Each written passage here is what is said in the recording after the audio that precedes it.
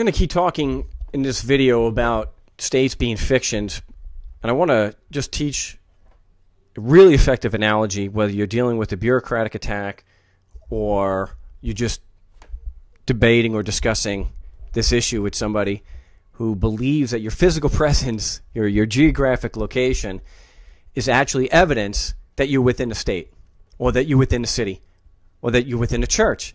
And I use the church example because religion, and I like the religious analogy, because religion seems to be inherently divisive. So regardless of what someone's religious affiliation is or not, if you use the analogy, it tends to really bring out some emotion in people, and it actually, unbeknownst to them, will get them on your side.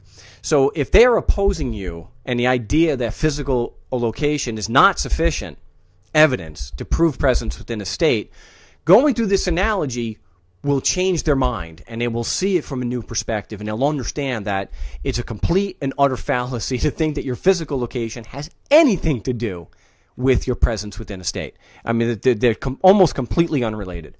So I want to go through, and real quick, we have Letitia Toombs. Let me blow that up a little bit more for just a second. Yeah, there we go. We got a Letitia Toombs, and she's an attorney here in Weber she's this county attorney. And so the evidence we have just here shows that the state of Utah is absolutely not a geographic area. It is just a fiction because it's a plaintiff. That's all we need. I don't have to go any further than that, but she's going to give us more. It's the state's objection and the state's argument. So as far as I know, geographic areas do not argue.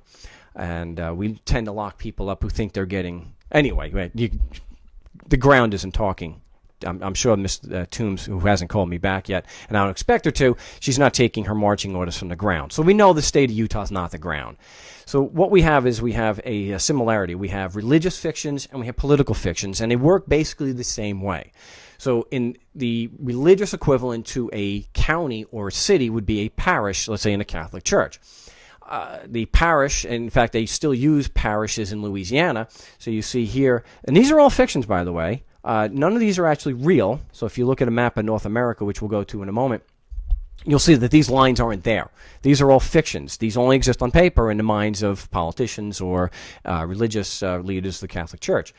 And but they're the same thing. So the parish is the equivalent of a county or city, and then you have the Catholic diocese. Like the Catholic diocese is the equivalent of a state.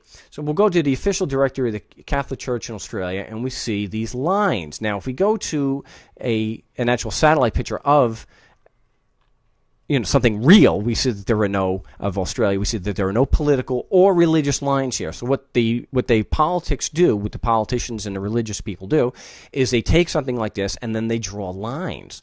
Okay, so just like your kids, they draw lines. And and so they believe that let's just use this. I'll blow this up a little bit. There you go. They believe that when you take these lines and you put them on a piece of on the map, that this is the Darwin diocese. They think this is real. They act as if this is real. Or like the politicians will go like down here. They'll say, well, this is the state of Victoria or the city of Melbourne, and now, we know that if you're physically located in Melbourne, does that mean that you're a member of the Catholic Church? Now, if we're going strictly on the facts, your physical location in Melbourne and the diocese, so it just happens to be on, the diocese of Melbourne. Does your physical location and only your physical location prove that you're a member of the Catholic Church? No, of course not. And that's where it's really effective, because they do the same thing, of course, in North America, or any part of the world. They'll take something like this and then they blow up.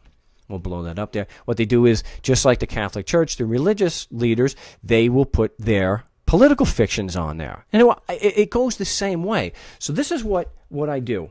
I run someone through this analogy. I say, look, just like with this in Australia.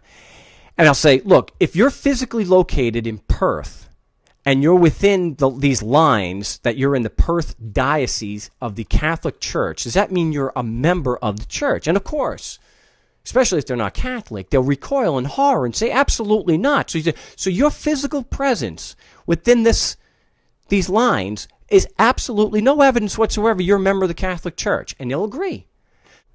So once someone's on your side now and understands that your physical presence is no evidence whatsoever to being a member of a church just because you happen to be within the fictional parish or diocese, then they're able to understand a lot better that physical presence and physical presence alone is no evidence whatsoever that you are present within the state, whether it be the state of Utah or the state of Arizona or the state of Victoria. It doesn't matter. It's all the same type of fiction. And remember, we know that states are fictional because states do not make arguments. So this has been a very effective analogy for me. But like I always say, you have to meet people at their map of the world.